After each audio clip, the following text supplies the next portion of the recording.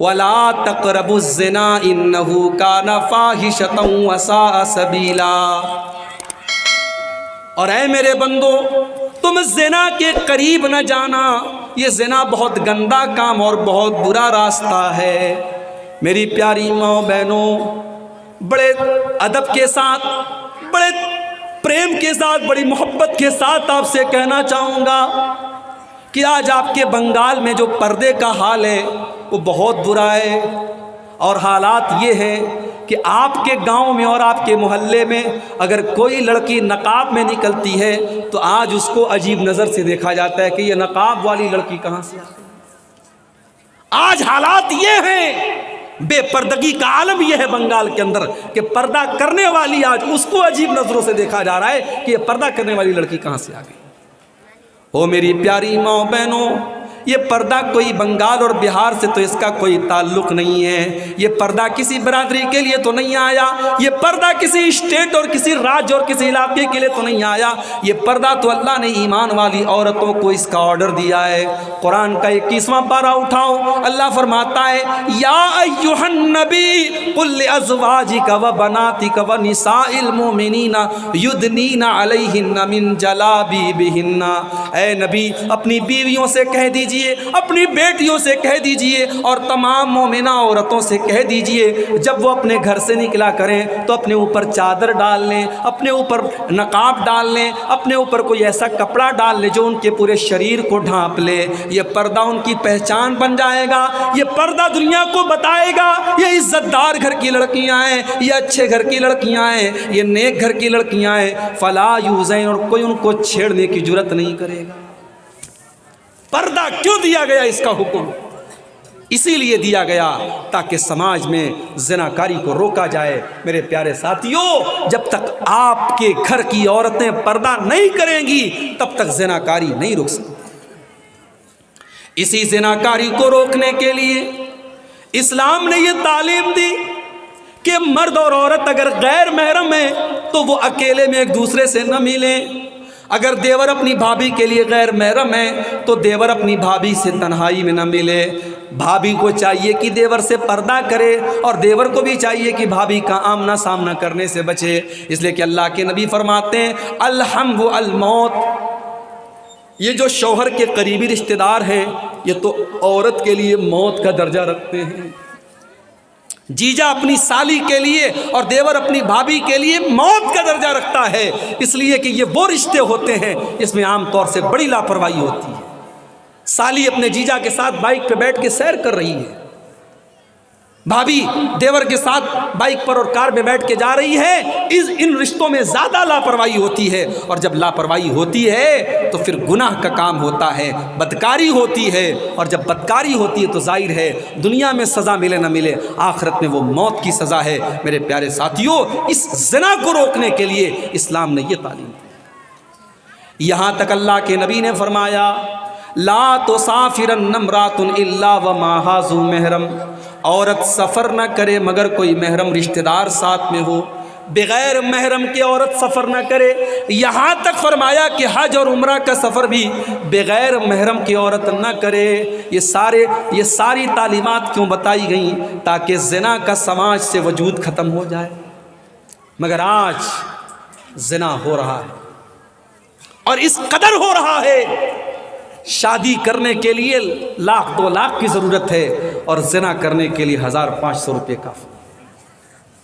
کوئی بستی ایسی نہیں، کوئی شہر ایسا نہیں، کوئی گاؤں ایسا نہیں جہاں آج مسلمان لڑکی اور لڑکیاں اس غلط کام میں ملوث نہ ہو۔ میرے پیارے ساتھی، میرے پیارے بھائیو، اگر زنا کو روکنا ہے آپ نکاح کو آسان کیجئے، لڑکے لڑکیوں کی صحیح ٹائم پر شادی کر دیجئے اور رسم و رواج سے اپنے آپ کو دور کیجئے۔ دیندار گھر کا رشتہ مل جائے تو جلدی سے نکاح کر دیجئے۔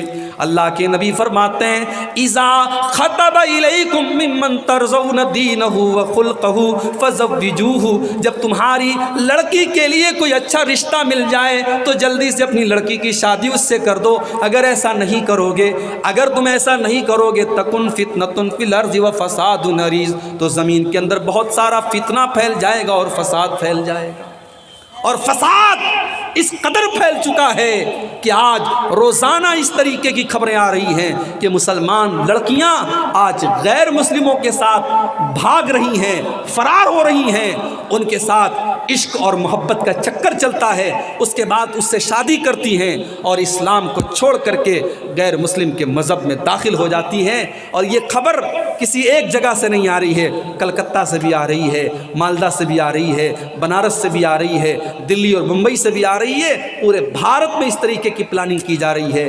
میرے پیارے ساتھیوں، بچا لو اپنی قوم کی بیٹیوں، بچا لو اپنی بچیوں کو۔ بڑی پلاننگ کے ساتھ جال کو بنا گیا ہے اور بڑی گہری سازش رچی گئی ہے۔ اپنی لڑکیوں کو بچا لو، ان کو بتاؤ پردہ کیا چیز ہوتی ہے، ان کو بتاؤ کہ عزت و آبرو کیا چیز ہوتی ہے۔ اور ہم نے اور آپ نے تو بڑا غضب یہ کیا ہے کہ آج مسجد میں جمعہ کی نماز ہوتی ہے، عورتوں کے لیے مسجد میں انتظام نہیں ہوتا۔ آپ کیا ہے کہ نہیں انتظام؟ اگر ہے تو بہت اچھی بات ہے، اگر نہیں ہے تو میرے بھائیوں آپ انتظام کروائیے، آپ انتظام کروائیے۔ بھی مسجد کے لیے آپ چندہ کر رہے ہیں، مسجد میں آپ جس طریقے سے مردوں کے لیے انتظام کرتے ہیں عورتوں کے لیے بھی انتظام کیجیے۔ رمضان کا مہینہ آ رہا ہے، تراویح کی نماز کے لیے آپ عورتوں کا پردے کے ساتھ انتظام کیجیے۔ عید کی نماز میں تو بالکل ضروری ہے آپ عورتوں کا انتظام کیجیے۔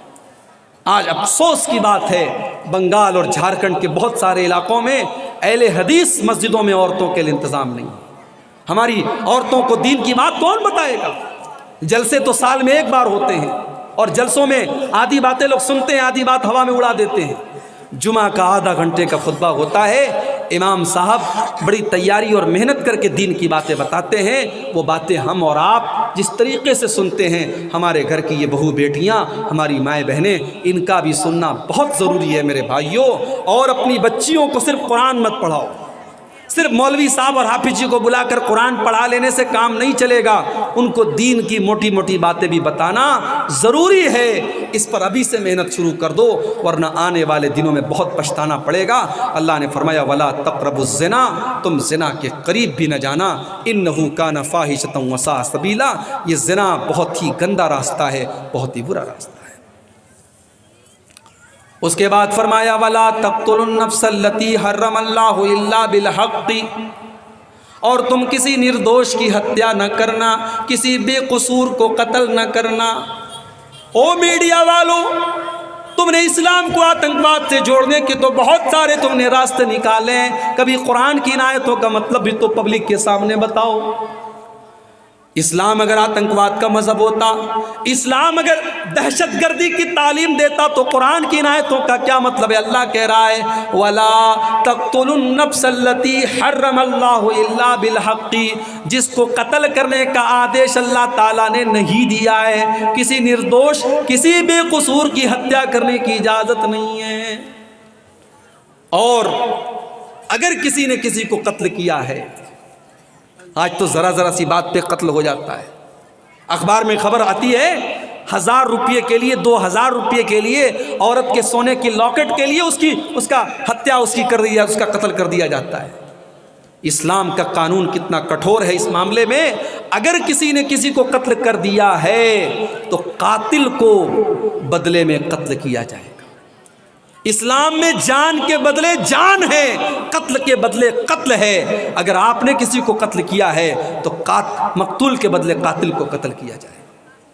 وَمَنْ قُتِلَ مَظْلُومًا فَقَدْ جَعَلْنَا لِوَلِيِّهِ سُلْطَانًا فَلَا يُسْرِفْ فِي الْقَتْلِ إِنَّهُ كَانَ مَنْصُورًا، اور جس کو مظلومانہ طریقے سے قتل کیا گیا ہو، جس کے اوپر ظلم کیا گیا، اس کو قتل کیا گیا ہو، ہم نے اس کے گھر والوں کو یہ اتھارٹی دی ہے، یہ حق دیا ہے کہ وہ قصاص بھی لے سکتے ہیں، وہ بدلے میں چاہیں تو اس قاتل کو قتل کروا سکتے ہیں، اور اگر معاف کر دیں تو دیت لے کر کے، اس کا معاوضہ لے کر کے، جو اسلام نے معاوضہ طے کیا ہے وہ معاوضہ لے کر کے چھوڑ سکتے ہیں۔ اسلام میں دونوں آپشن ہیں، قاتل کو قتل بھی کیا جا سکتا ہے، اور اگر جس کو قتل کیا گیا ہے، جس کی ہتیا ہوئی، اگر اس کے گھر والے تیار ہیں تو پھر اس کو پیسہ دے کر کے معاف بھی کیا جا سکتا ہے۔ اب 2-4 باتیں اور رہ گئی ہیں، جلدی جلدی سن لیجئے، مجھے بھی ابھی سفر پہ نکلنا ہے، تھکا آ رہا ہوں اور 12:15 کے قریب ہو رہے ہیں۔ یہ قتل کرنے کی بات کرنے کے بعد اللہ نے ایک عجیب بات کہی. اللہ نے فرمایا وَلَا تَقْرَبُوا مَالَ الْيَتِيمِ إِلَّا بِالَّتِي هِيَ أَحْسَنُ، اور یتیم کے مال کے قریب نہ جانا. جس بچے کے باپ کا انتقال ہو گیا ہے، جو اناتھ ہے، جو یتیم ہے، اس یتیم کے مال کے قریب نہ جانا، اس یتیم کے مال کو ناجائز طریقے سے نہ کھانا. یہاں تک کہ جب وہ یتیم بچہ جوان ہو جائے، بالغ ہو جائے، تب اس کا مال اس کو دے دینا، اس کی رقم اس کو دے دینا، اس کے باپ نے جو پیسہ چھوڑا تھا وہ پیسہ اس کو دے دینا. وَأَوْفُوا بِالْعَهْدِ، اور اے مسلمانوں تم وعدے کو پورا کرنے والے بنو، تم زبان کے پکے بنو. ان العہد کان مسئولا، اللہ تعالیٰ کیا وعدے کا سوال کیا جائے گا. آج کاروبار کی دنیا میں، ابھی مٹیا برج میں میرا آج جمعہ کا خطبہ تھا، پورا کاروباری علاقہ ہے. وہاں کے لوگ بتاتے ہیں کہ مولوی صاحب مال لینے کے لیے غیر مسلم آتا ہے، تاؤ سے پیسہ پھینکتا ہے، مال خریدتا ہے. مسلمان آتا ہے لمبی داڑھی لگا کے، ٹوپی لگا کے، ماتھے پہ سجدے کا نشان ہے. ہم متاثر ہو جاتے ہیں، پربھاوت ہو جاتے ہیں، مال دے دیتے ہیں، کہتا 2 مہینے میں پیمنٹ دے دوں گا، 2 مہینے کے بعد موبائل سوئچ آف. کا جتنی بڑی داڑھی ہے اور جتنا حلیے سے دیندار ہے اتنا ہی بڑا فراڈ کرتا ہے، اور ہم کو تکلیف ہوتی کہ ہمارا مسلمان بھائی ایسا کرتا ہے. آج پورے بھارت میں ہمارے اوپر ایسے ہی لات جوتے نہیں پڑ رہے ہیں، ہم نے اپنی زبان کی ویلو کو کھو دیا ہے. میرے پیارے ساتھی، مسلمان اپنے وعدے کا پکا ہونا چاہیے. وَأَوْفُوا بِالْعَهْدِ، وعدے کو پورا کرنے والے بنو. ان العہد کان مسئولا، اللہ تعالیٰ کیا تمہارے وعدے کا سوال کیا جائے گا. وَأَوْفُوا بِالْكَيْلِ إِذَا كِلْتُمْ، اور جب تم کوئی سامان تول کر کے دو، ناپ کر کے دو، تو پورا پورا ناپ کر کے دو. وَزِنُوا بِالْقِسْطَاسِ الْمُسْتَقِيمِ، اور صحیح ترازو پر سامان کو تول کر کے دو. ذَلِكَ خَيْرٌ وَأَحْسَنُ تَأْوِيلًا، تم سامان صحیح تول کر کے دو گے تو اسی میں تمہارا انجام اچھا ہے. آج اگر تم نے 2 نمبر سے پیسہ کما لیا، تم نے سٹا کر کے پیسہ کما لیا، تم نے لاٹری کے ذریعے پیسہ کما لیا، تم نے آن لائن گیم کھیل کر کے پیسہ کما لیا، او میرے نوجوان بھائیو، تم نے جوا کھیل کر کے پیسہ کما بھی لیا. وہ پیسہ بظاہر تو آپ اس سے پیسے والے بن جائیں گے، مگر انجام برا ہونے والا ہے، اس کا رزلٹ برا ہونے والا ہے، اس کا نتیجہ برا ہونے والا ہے. اور حلال کا آپ نے تھوڑا سا بھی کمایا ہے، اس کا انجام اچھا ہونے والا ہے. حرام کمائی کا انجام اچھا نہیں ہے میرے بھائی. اس لیے حرام سے بچو، بے ایمانی سے بچو، چوری سے بچو. اسلام تو وہ دین ہے. اللہ کے نبی مارکیٹ میں جاتے ہیں، ایک صحابی کی اناج کی دکان ہے، غلے کی دکان ہے. غلے کے اندر اللہ کے نبی نے ہاتھ ڈالا، اندر اناج بھیگا ہوا ہے. آپ نے کہا یہ بھیگا ہوا اناج کیسا ہے؟ صحابی نے کہا اللہ کے نبی بارش ہو گئی تھی، اناج بھیگ گیا تھا. آپ نے کہا اگر اناج بھیگ گیا تھا تم نے بھیگا اناج اندر کیوں رکھا ہے؟ تم تو کسٹمر کو دھوکہ دے رہے ہو، تم تو خریدار کو دھوکہ دے رہے ہو. اے میرے صحابی کان کھول کر کے سن لو، من غشنا فلیس منا، جو دھوکہ دھڑی کرتا ہے وہ ہم میں سے نہیں ہے. اس لیے دھوکہ دھڑی کرنا، ناپ تول میں کمی کرنا، ڈنڈی مارنا، یہ مسلمان کا شیوا نہیں ہونا چاہیے. اللہ نے کہا جب سامان تول کے دو، صحیح ترازو پہ تول کے دو، پورا سامان تول کے دو. اس کے بعد فرمایا وَلَا تَقْفُ مَا لَيْسَ لَكَ بِهِ عِلْمٌ، اور اے مسلمانوں تم ایسی چیز کے پیچھے مت پڑو جس کا تم کو علم نہ ہو. سوشل میڈیا کا دور ہے، واٹس ایپ کا دور ہے، فیس بک کا دور ہے، یوٹیوب کا دور ہے. آپ کے پاس کوئی ویڈیو آیا، آپ کو لگا کہ یار بات تو صحیح ہے، آپ نے پھٹ سے شیئر کر دیا، آپ نے دوستوں کو بھیج دیا، آپ نے فیس بک کے اوپر پھیلا دیا. بعد میں پتہ چلا کہ آپ نے جو ویڈیو پھیلایا تھا وہ ویڈیو فرضی تھا، وہ جھوٹا تھا، وہ غلط تھا. آپ نے غلط چیز کو پھیلانے کا کام کر دیا. کتنے دنگے اور فساد اسی وجہ سے آج ہو چکے ہیں. کتنے شہروں میں خون خرابہ آج اسی وجہ سے ہو چکا ہے. اسی لیے اللہ تعالیٰ حکم دے رہا ہے وَلَا تَقْفُ مَا لَيْسَ لَكَ بِهِ عِلْمٌ، جس چیز کی تم کو نالج نہ ہو اس چیز کے پیچھے نہ پڑو. إِنَّ السَّمْعَ وَالْبَصَرَ وَالْفُؤَادَ كُلُّ أُولَئِكَ كَانَ عَنْهُ مَسْئُولًا. اللہ تعالیٰ کیا تمہیں اپنے کان کا بھی حساب دینا ہے، اپنی آنکھوں کا بھی حساب دینا ہے، اپنے دل کا بھی حساب دینا ہے. اور خاص طور سے اگر کوئی دین سے ریلیٹڈ چیز ہے، کوئی قرآن کی آیت ہے، کوئی نبی کی حدیث ہے، تو کسی اچھے عالم سے آپ پہلے کانٹیکٹ کر لیں کہ شیخ صاحب، مولانا صاحب، یہ حدیث میرے پاس آئی ہے، ذرا آپ چیک کر کے بتا دیں کیا یہ حدیث صحیح ہے. آپ کو جتنی بھی اچھی وہ بات لگ رہی ہو، جب تک کسی عالم سے کنفرم نہ کر لیں تب تک اس کو فارورڈ اور شیئر نہ کریں. اور یوٹیوب پر ہر تقریر کرنے والا اور ہر بیان کرنے والا اس کی لچھے دار باتیں اور اس کی میٹھی باتوں میں نہ آئیں. پہلے پتہ کر لیں وہ عالم صحیح ہے کہ نہیں ہے، وہ اسکالر صحیح ہے کہ نہیں ہے، اس کا عقیدہ صحیح ہے کہ نہیں ہے، اس کا منہج صحیح ہے کہ نہیں ہے. اس کے بعد ہی اس کی ویڈیو کو آگے بڑھائیے. یہ اصول یاد رکھیے. اللہ نے فرمایا کہ جس چیز کی تمہیں نالج نہ ہو اس کے پیچھے مت. اب اس کے بعد 14ویں چیز وَلَا تَمْشِ فِي الْأَرْضِ مَرَحًا، اور اے مسلمانوں تم زمین میں اکڑ کر کے نہ چلنا، تکبر نہ کرنا، گھمنڈ نہ کرنا.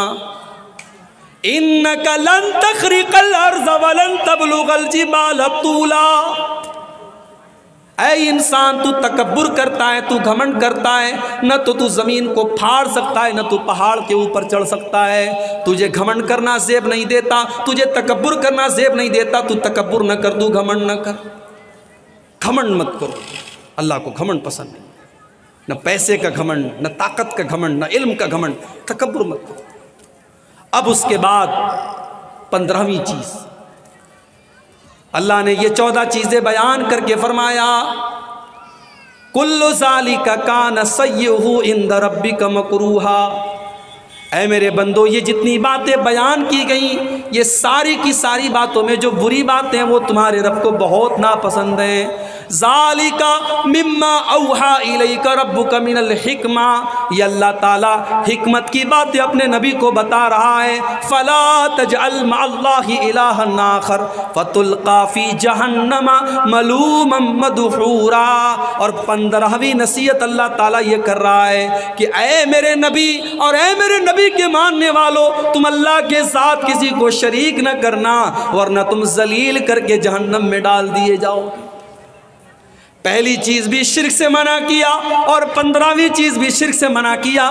پتہ یہ چلا کہ اگر آپ کو اصلاح معاشرہ کرنا ہے، سماج کے اندر سدھار کرنا ہے، سماج کو صحیح بنانا ہے تو سب سے پہلے سماج کا عقیدہ صحیح کرنا پڑے گا.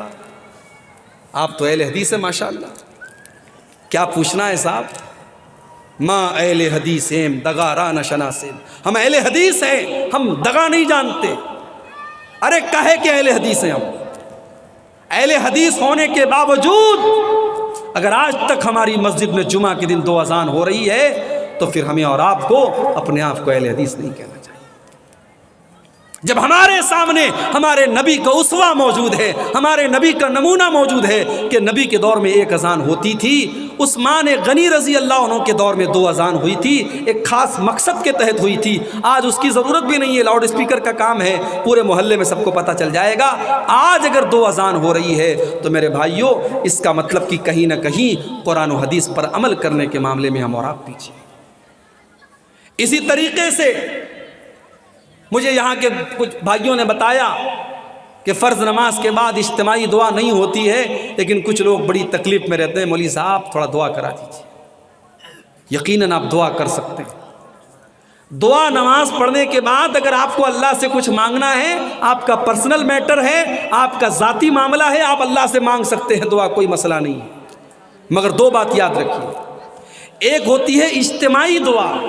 امام صاحب نے ہاتھ اٹھایا، سب لوگوں نے ہاتھ اٹھایا، امام صاحب دعا کر رہے ہیں، باقی سب لوگ آمین کہہ رہے ہیں. یہ جو شکل ہے فرض نماز کے بعد یہ شکل ثابت نہیں ہے نبی سے.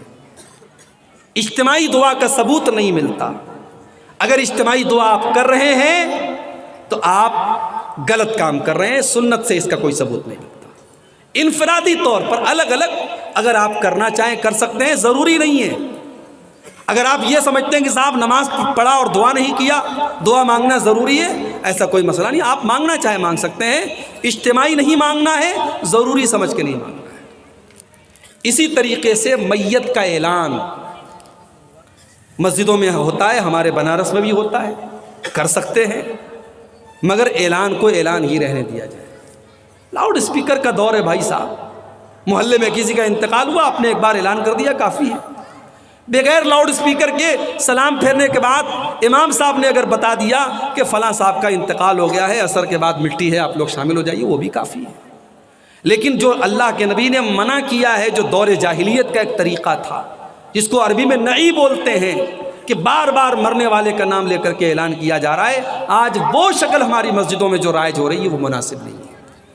ایک دو بار آپ نے یعنی لوگوں کو خبر کرنے کی حد تک بتا دیا کافی ہے، لیکن بار بار میت کا نام لے کر کے اعلان کرنا یہ مناسب نہیں ہے۔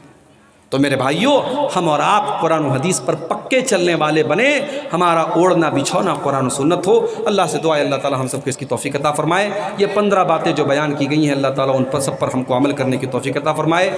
موسم کی بے اعتدالی کے باوجود آپ حضرات ابھی تک بڑے صبر و سکون کے ساتھ بیٹھے رہے، اللہ آپ سب کے جمع ہونے کو، ہم سب کے جمع ہونے کو قبول فرمائے۔ اللہ کہنے سننے سے زیادہ عمل کی توفیق عطا فرمائے۔ جب تک ہم دنیا میں زندہ رہیں، اسلام پر زندہ رہیں، اور ہم سب کا خاتمہ ایمان پر ہو، آمین۔ وآخر دعوانا الحمد للہ رب العالمین۔ والسلام علیکم ورحمۃ اللہ۔